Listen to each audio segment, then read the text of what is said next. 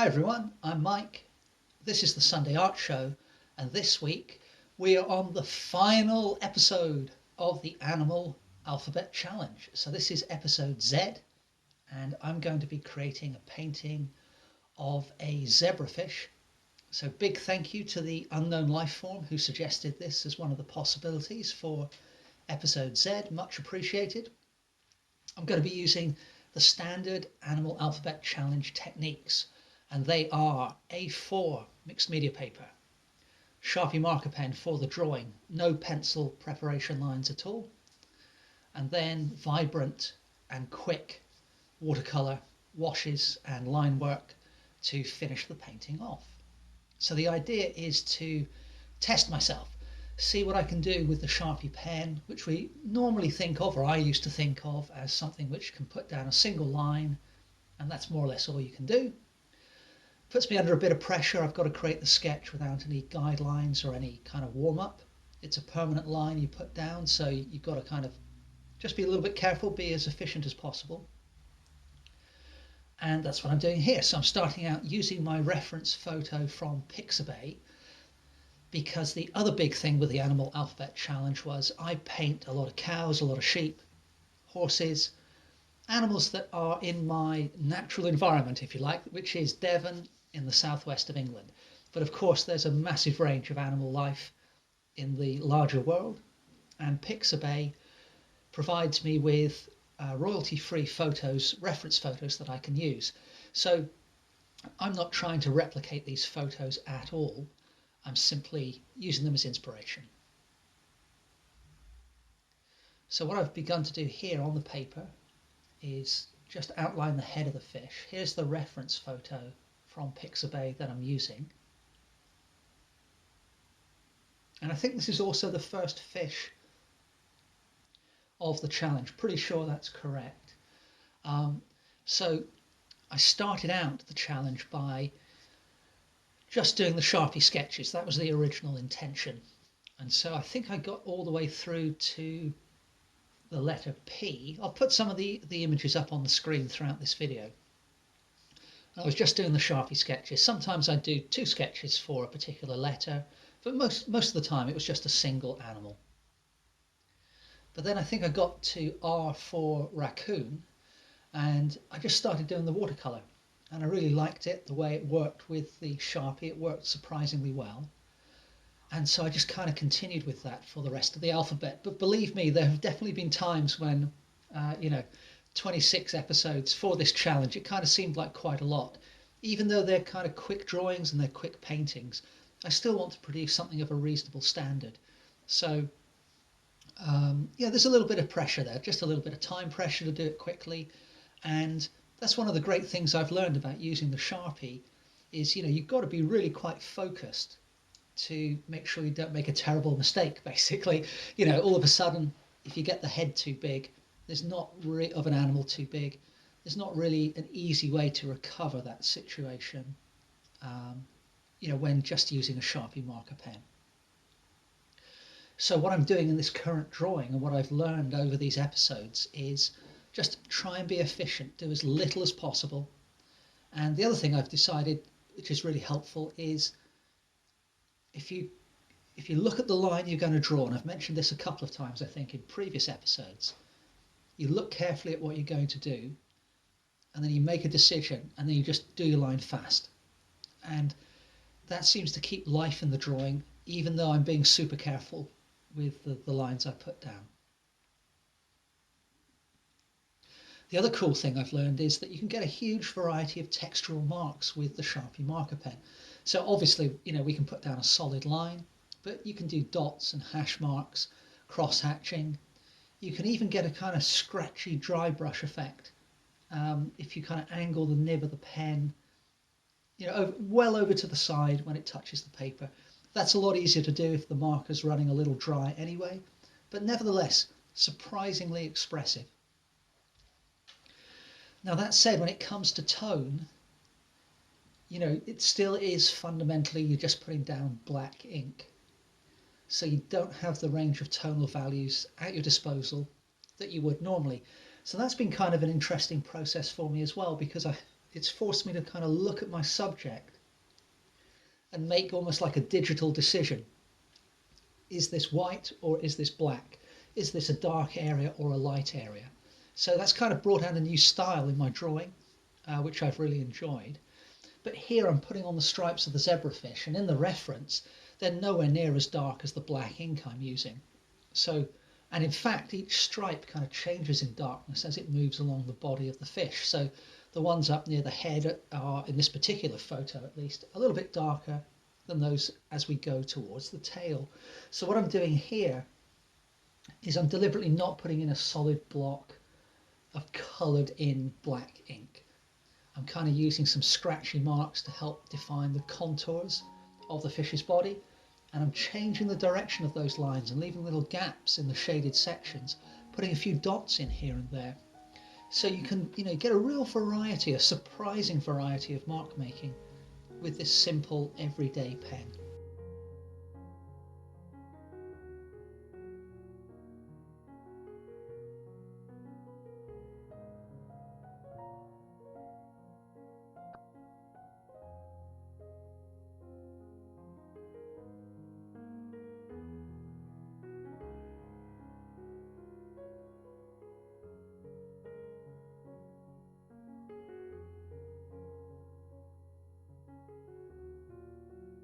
Now for these fins which are coming off the bottom of the fish's body, again there's a lot of subtle shading going in there, but I just really enjoyed putting in those rather swift those rather swift lines with the marker pen, and it gives a certain character to the drawing that you don't get if you try to replicate the photo exactly. So by making sort of conscious artistic decisions about how you're going to treat this subject, we can come up with something new and original. So for example, the fin running along the back of the fish, there's a lot of subtlety in the shading and the kind of texture and the segments of that fin, but I decided to ignore all of that and just put in some swift line work. Same with the fin coming off the underside of the body, but towards the tail. And then I just want a little bit of a hint of an environment. Obviously, this fish is underwater, so I've just a loose, rough, curved outline there.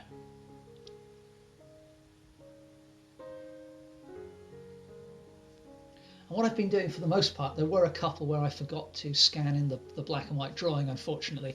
But what I've been doing for the most part is I scan in the black and white sketch. So I'm kind of creating two pieces of artwork for the price of one, basically, in terms of my effort and time that I've put in. So having done that, tape the edges of the paper down. Big synthetic round mop brush. If you've been watching my videos of late, you'll know this is one of my favourite brushes of all time, and I've got a really strong deep mix of ultramarine blue and a little alizarin crimson, and I'm putting in a bold background wash to get some of the darkness of colour that's in the water here, mainly to make the fish itself look quite light and vibrant. I'm not really taking much care about going over my drawing. The great thing with the Sharpie is I can just wipe some of this watercolour off in a little bit, and for the most part, most of that will lift off, and I'm going to do that in just a second with a paper towel. Now if a little bit of the underlying wash remains, that's okay really, I can get away with it. I've been careful to preserve the lightest areas of the fish, and here you see I'm sweeping up on that I think that's called the dorsal fin, isn't it, on the back? And I've swept away some of the surrounding wash, and that's okay. If I get a few cauliflowers in this particular painting, or indeed any of the paintings I do with watercolour in general, I don't mind that too much. I think it adds quite a bit of character. I mean, I don't want cauliflowers absolutely everywhere. I don't want it to detract from the image. But for things like water and certain textures in foliage and trees and things, I think it can really add something. Now, having swept away some of the wash, I just want to, while it's still wet, fill in certain areas just to tidy up the outline a little bit, but I will be definitely leaving some of those swept away areas as well.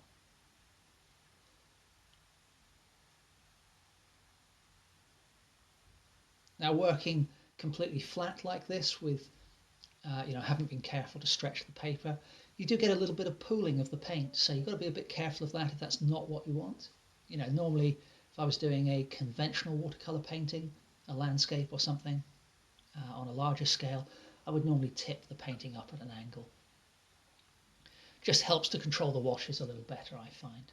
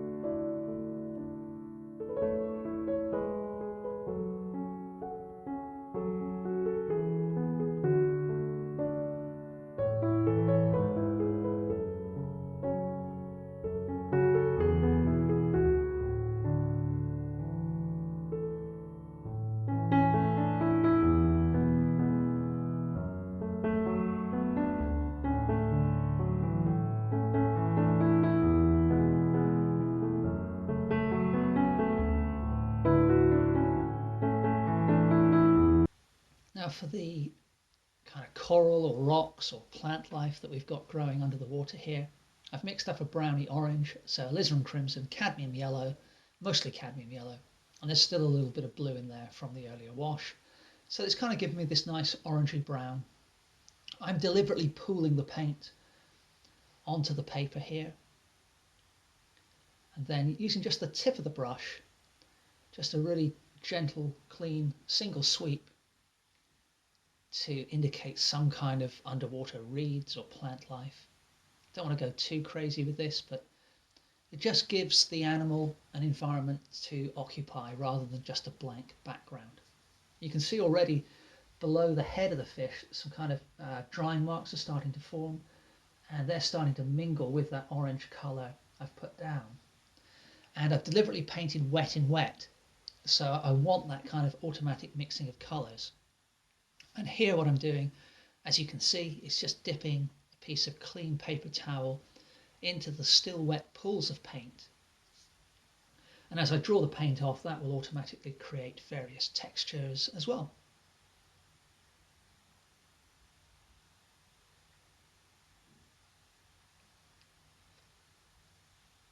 So this is a useful technique, the wet in wet and the automatically created textures. You can see now when things have got a little drier how the paint has kind of worked its own magic.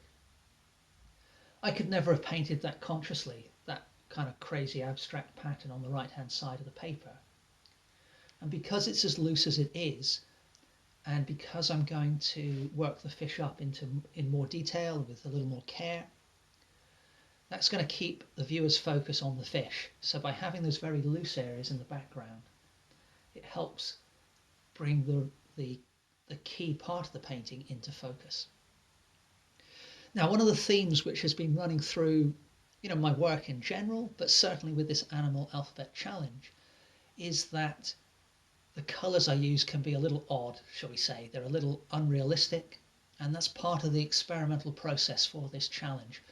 So the colours on the fish in the reference are not overly vibrant. I would say it's basically a pale bluey grey for most of the body in the particular lighting of the photo. So I've gone a little more purplish with that grey, quite deliberately. Up until now, I've been using Ultramarine Blue as the only blue in the painting, but I wanted a very different blue for the blue shadows and colours that are on the fish. So I've switched to Cerulean Blue. And again, I'm going with a very loose treatment. I'm definitely not trying to depict every single little ridge on that dorsal fin. It's just kind of a loose interpretation to capture the general texture and the general colour and form. Same with the tail. Some loose, quick marks, in much the same way, drawing with the Sharpie marker pen and using the brush with watercolour. I think there's actually quite a lot in common now that I think about it. In general, I would say I get the best results with my watercolour if I just look at the situation, mix a colour, get the strength of the wash about right, and then go, okay, I'm going for it, and bang, just put on a really clean one-hit watercolour wash. And that's kind of in keeping with the sketching style of the Sharpie marker pen. You've got to take your image into your mind, think about what you want to convey, pare it down to the minimum amount of information that you're going to draw, and then having made that decision, just be quick, bold, and decisive about it. And in general, for me, going through this challenge, that approach has yielded the best sketches and the best drawings. And in fact, I would say, on some of them, I've kind of carried on with the drawing further than I should have. I should have stopped earlier. But I think that's a common fault that all artists, fall into reasonably regularly. So I'm constantly trying to train myself to do less and less and less with my artwork, but in as skillful and adept a way as possible. So I need to darken these fins on the underside here so that they stand out and are separate from the background water. So that's sort of mostly ultramarine blue and a little touch of the alizarin crimson and something close to that same colour around the eye, and then some almost straight out of the tube cadmium yellow going on here, just to pick out some stronger coloured areas. And the yellow, it was nowhere near this strong, and certainly not on those underbelly fins. But as I said earlier, that's the way I'm playing the game for this challenge. Simply having some fun, experimenting with colour, and seeing what kind of results and effects we can get.